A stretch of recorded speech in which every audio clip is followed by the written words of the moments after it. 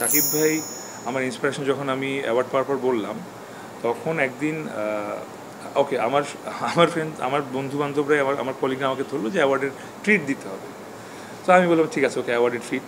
তো অ্যাওয়ার্ডের ট্রিটের জন্য একদিন আমরা আড্ডায় বসলাম। তখন ওখানে চঞ্চল ভাই আমাকে বলছিল যে তুই যেহেতু তোর শাকিব ভাইকে দ্বারা ইন্সপায়ার্ড, তোকে আজকে আমি শাকিব খানের কাছে নিয়ে যাবো। আমি বললাম যে প্লিজ ভাই নিয়ে যান। যদিও শাকিব ভাইয়ের সাথে আমার আগে দেখা হয়েছে, বাট ওই দিন হুট করে এইভাবে র্যান্ডমলি দেখা হবে।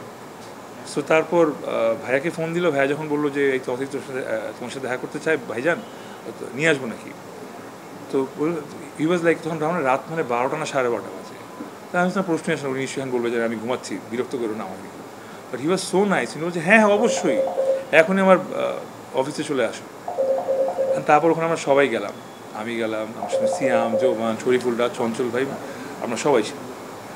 সো সব একরকমভাবে হিরোদের একটা আড্ডা হলো, হিরোদের একটা ঈদ হলো। আর আড্ডায় কী হচ্ছে সেগুলো বলবো?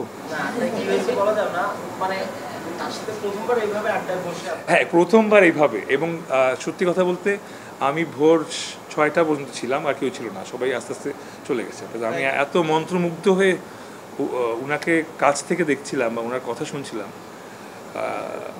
যেগুলো উনি হয়তো ক্যামেরার সামনেও বলবেন না, সেগুলো আমি যখন জানতে পেরেছি, আই ফিল ব্লেসড।